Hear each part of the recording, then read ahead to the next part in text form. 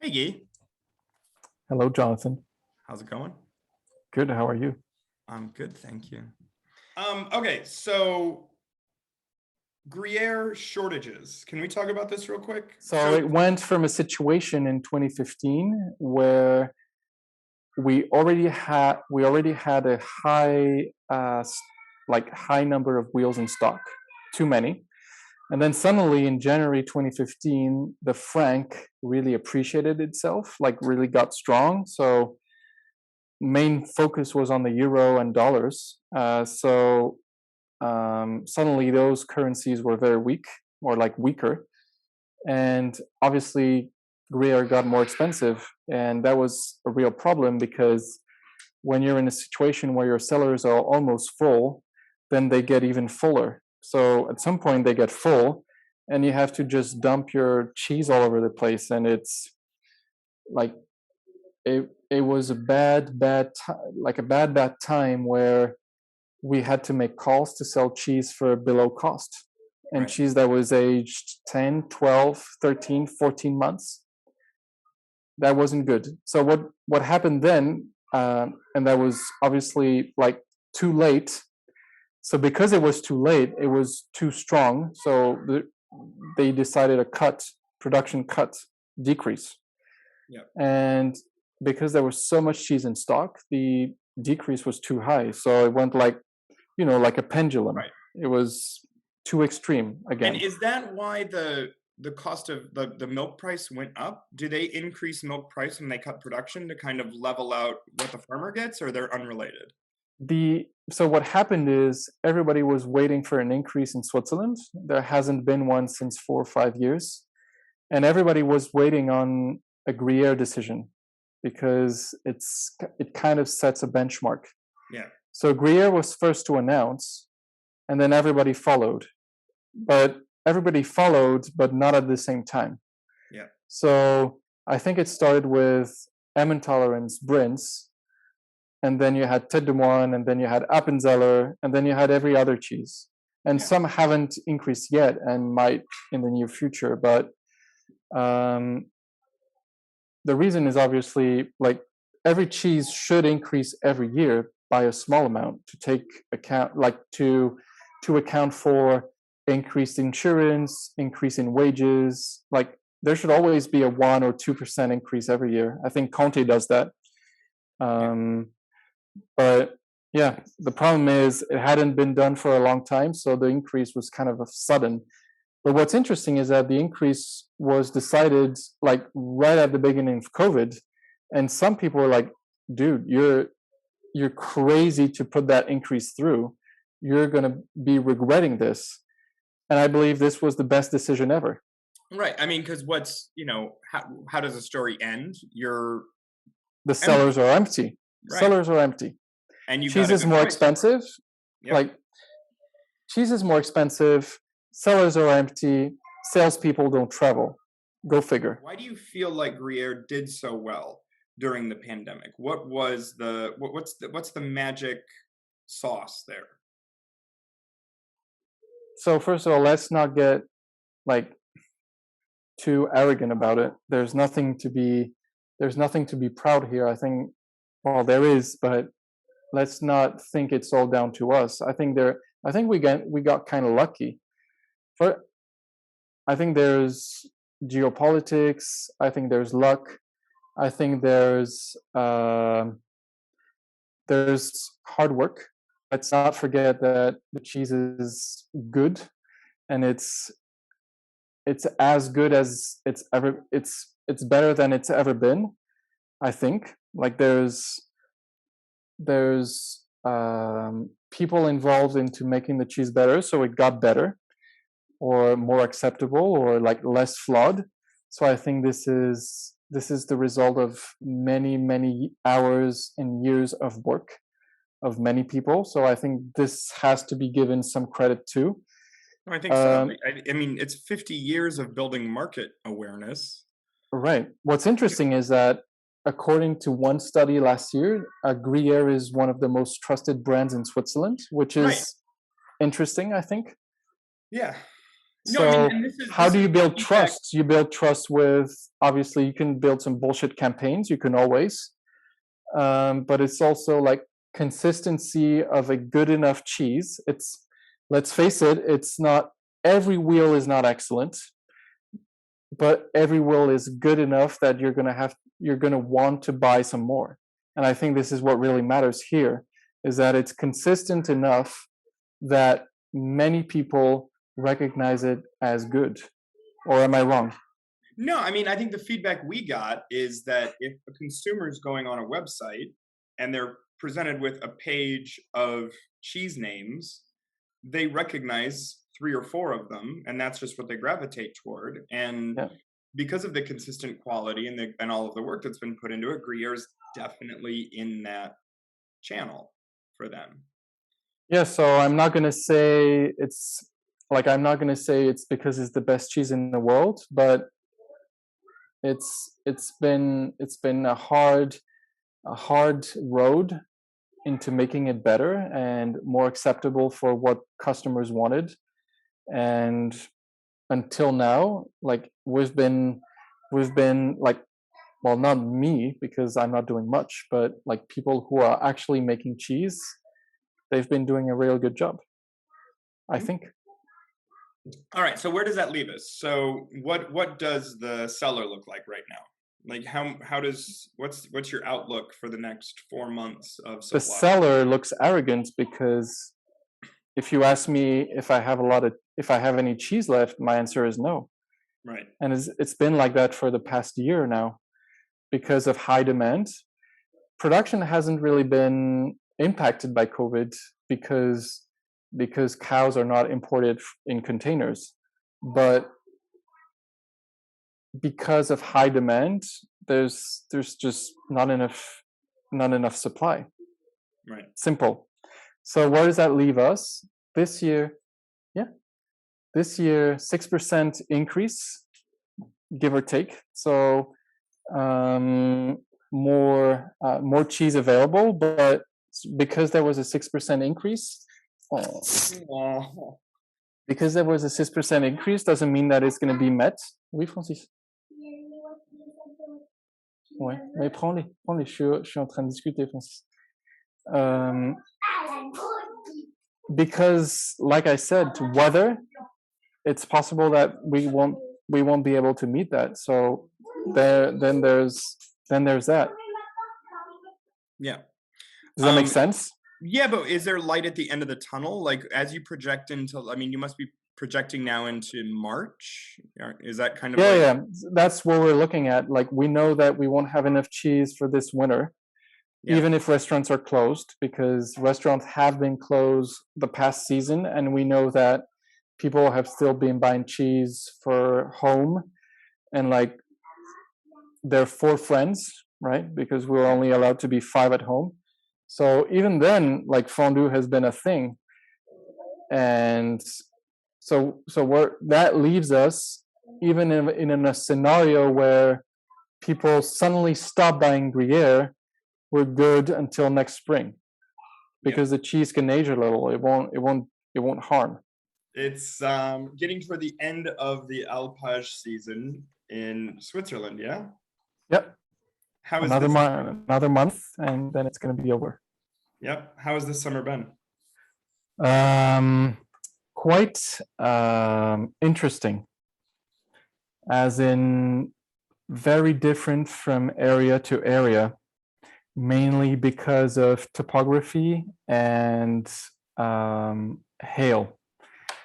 Really? So, yeah, so areas with like limestone or like terrain where water doesn't really stay, where it doesn't get very muddy, those places have been fine because it's been raining so much. Yeah. And like contrary to this, places with terrain that's keeping all the water and very exposed to muddy places, like these places haven't had a good time. And then there's hail that was pretty strong as well. And does the hail like take out pasture? Does it like cause Yeah, damage? causes damage to chalets, takes out pasture. Um, Maybe not so much in the Alpage. Sometimes they've been preserved, but often they've been hit at their valley farms. Yeah. So that was pretty strong, And this and it has was been very ongoing. localized.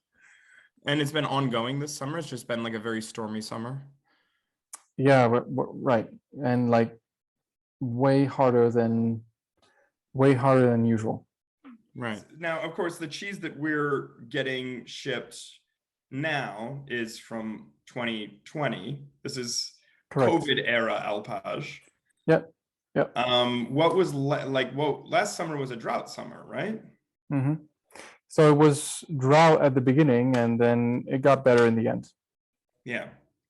How does this year's production compare to last year's? I mean, because if I'm not mistaken, it's about the length of the season toward the end, right? Is kind of like what affects volume. Well, because of bad weather, the season was shorter because many of them decided to transhumance later. So, like if they usually go mid-May, they would go end May or like early June. So that's less production days. And Yeah. also because it's been so cold, pasture hasn't been growing enough at the beginning. So To support like the full yeah, typical the season. full herds, and some places were still covered in snow. So yeah, was one of these seasons. Strange year. Strange year. Right. Okay, so from a shop standpoint, so I think the way Doug and I are looking at this winter is this is a good opportunity for a cut to order shop, for an independent shop to like focus on Gruyere Alpage, and kind of pivot away from just a more typical 12-month 1655 cheese, right? So if you don't mind, could we just kind of go through the 4 chalets that we're bringing in, and can you tell us a little bit about, if someone's looking for a more typical Gruyere cheese, what would be your recommendation? And then kind of as we get further away from what would be kind of a typical profile, where do you see the other cheeses fitting in? Like if you're looking for something a little more offbeat, smokier, whatever that may be, like what would your recommendation be?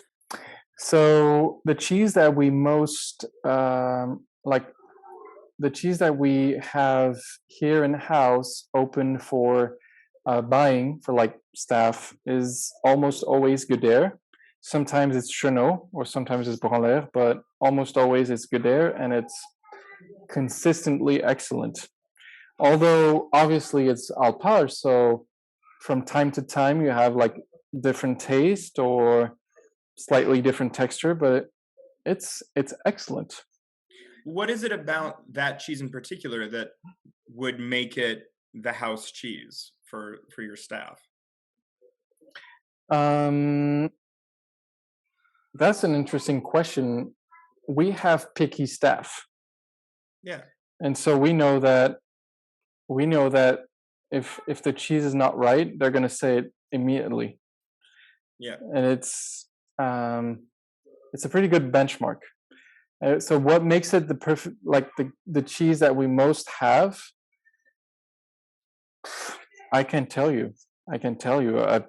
The I guess the making is tip top, and turns out the maker is doing an excellent job for now. So we should be So grateful. for you guys, that year in and year out, that's going to be toward the top of your Yeah, preference. there Yeah. could be surprises, but Yeah. it's you.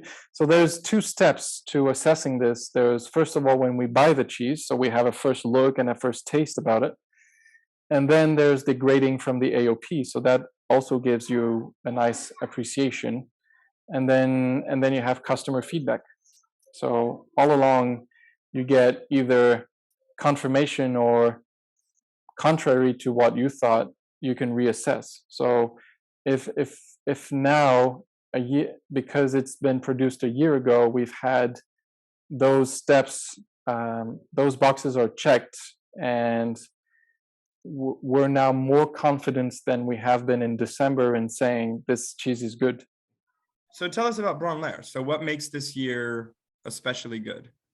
Allegedly, the paste is much better. So, well, maybe not much better, but it has a tendency to be less dry overall.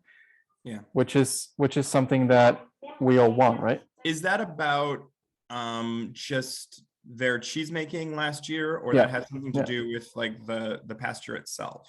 No, it's Or about the making. It's about improving the making. Well, that's good. We always like better. And Bron-Lair had transitioned from father to son at some point in the last few years, right? Yeah. So in your opinion, is this just a matter of somebody with more like just gaining experience, kind of dialing in the cheese making? Like, do you expect the cheese being made this summer to be as good as last year, or is it kind of just season to season? I think a lot is at play here. Like first of all, how is the pasture this year? How is his herd in terms of like lactation? Is it all the same as last year, or did he get rid of certain cows and got other ones in? Some like to have little like one or two jerseys. Some do, some don't. How is his family? Does he have a child? Does he have a newborn child this summer? Is he like in perfect health? It's, I think there's way too many things. Yeah. Because obviously it's still made by humans, so like it can be very, very influenced by those things that are human related, I think. But that's just my opinion. No, I think that makes sense. What about Chanel? How's Chanel coming out this year? No, no big story there. Supposedly, same as last year. Supposedly good. It's always seemed like a very consistent cheese, and I don't know how long we've been. I mean, we're closing in on 10 years with some of these at this point. Yeah. And Chanel has been the one that seems to be the most sort of year to year consistently popular, kind of even. Yeah. So, okay. So real quick, the other one that, went through a transition last year was Sermon. Yeah. Which has always been a pretty low volume for us because is that just because it's a highly rated chalet and it's kind of everything else is reserved and allocated, or it was always small production? I think it's small production. The chalets are small, so not many cows. We've had discussion about other areas in Switzerland that produce Alpage, and I explained that the pastures were lower, larger, and the chalets bigger, so more cheese available. Yeah. But, unfortunately, it was Jacques, yes? Mm-hmm. Passed away last summer. Yeah.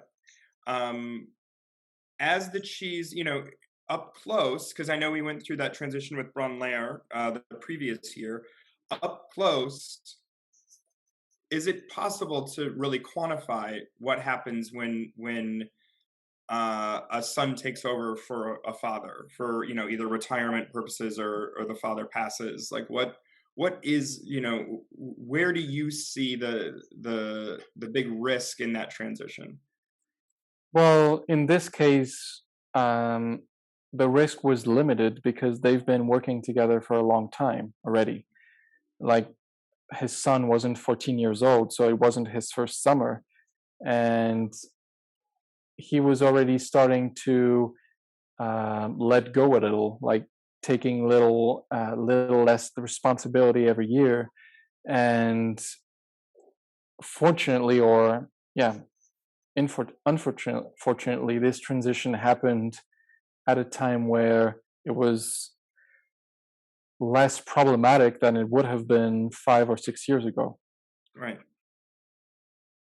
So yeah, like the goal had always been for his son to take over. So progressively, that's what they've been working on. And is there a danger in those moments where they could lose because these are leased chalets, right? Typically, the cheesemaker doesn't own the building. No, never. So, is there ever a risk of them losing the lease, losing the right to it, or is that fairly atypical?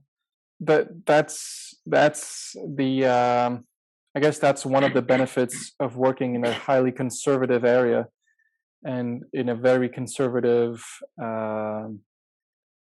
field is this doesn't happen. Right.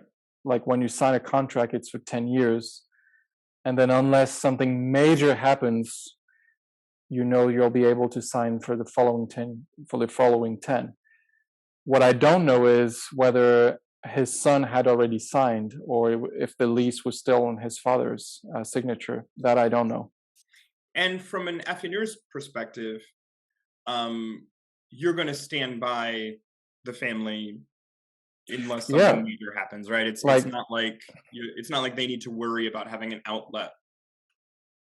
Because we also sign contracts, our responsibility is to be amongst the first people to call and say, hey, if you have anything you need, just give us a call. Right. Next year, we're going to see a transition at another dairy, right? We're going to see Lecrae change. Well, you're going to see that in 2023, but yeah.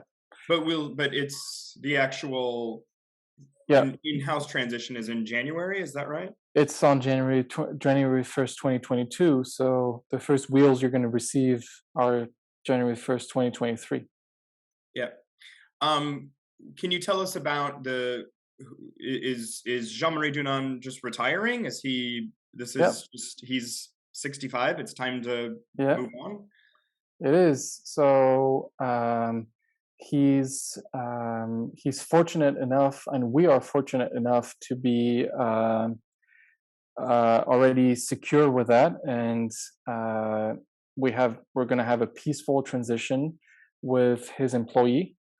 Well, his former employee, who's been also apprenticing there, like he's just as trained as he could be at his age. Yeah. And as of January 1st, he's going to be the milk buyer at Lecrae. So everybody's very lucky here. Right. So he's really familiar with the building, the space. Yeah, as familiar as one could be. And is the rest of the staff staying on? Everybody's staying. That's good. And as far as, is he married? Will his wife take over the shop like Jean-Marie's wife has Probably. Like, this is just like what they do, yeah? As I understand, he's fresh married and his wife is pregnant. That's going to be a big year for him. Yeah. Yeah, it's amazing. Taking them boxes, huh? Yeah. And is Jean-Marie going to stay affiliated with Fromage Gruyère? Does he stay on...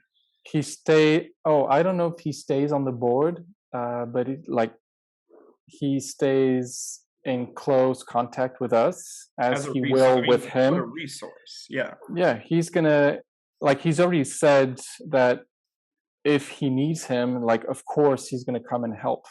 And that's often what happens. I've worked at a dairy where the cheesemaker would always ask for his predecessor to come in once a week just to help out with specific tasks, and he had good pride in receiving experience from his predecessor was important for him, like a friendly presence as well. Right. I mean, it was always such a tight shop. It's nice that it's not just going to flip to a cast of characters or something. Yep. So we got lucky this time. Yep. One last thing I wanted to touch on is we have a little bit of extra aged cheese coming in a few weeks. Can you what are we doing? So when you were mentioning what's the story with the state of your cellars, so the first answer is there's not enough cheese.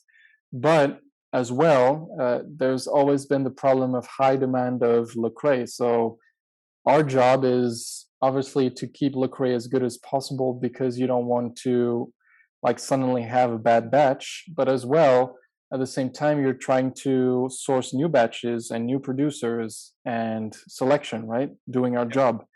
So it's been a long ride, and we've had wrong guesses, and we've had like surprises, and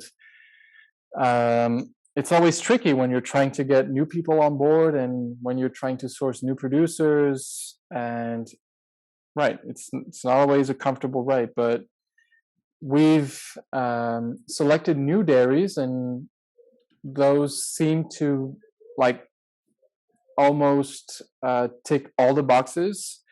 And one of those producers we're sending to you after having put them aside last spring, and these are cheese being produced. These cheese have been produced in May 2020, so they're going to be what, 17 months something when they get there. Yeah. And who's the producer? Gruyère. So it's a young cheesemaker, dairy newly built. So it's from a merger, and they built a dairy, merging two dairies. So it's fresh blood, and he's son to one of our former producers who's had his dairy shut down. So it's now a father and son business, but mainly son business. And yeah, it's cheese that we like, and I'm sure it's an individual you're going to like, and a dairy you're going to like to visit whenever you make it here. Yeah, I'm excited to taste it. It's been a while since we really did an extra aged Gruyere. So yeah, it's something kind of because I guess although it's highly niche, I think it shows a good business card. It shows you're capable of selecting other stuff, and like people ask for this from time to time. I consider 17 months to be like at the very edge of how good a Gruyere should taste. I don't think Gruyere should taste too old. We see many Gruyères that taste too strong, too bitter, too ammonia. I don't think this is good taste for a Gruyere. I think 12 to 15 is a sweet spot, but who knows? Maybe some customers will prefer this over the 12 months, and that's what trials are for. You try. If you don't try, you don't know, right? Right. And how many are we getting of these extra aged 5 wheels? Wow. So yeah, it's a trial. It's great. I look forward to it.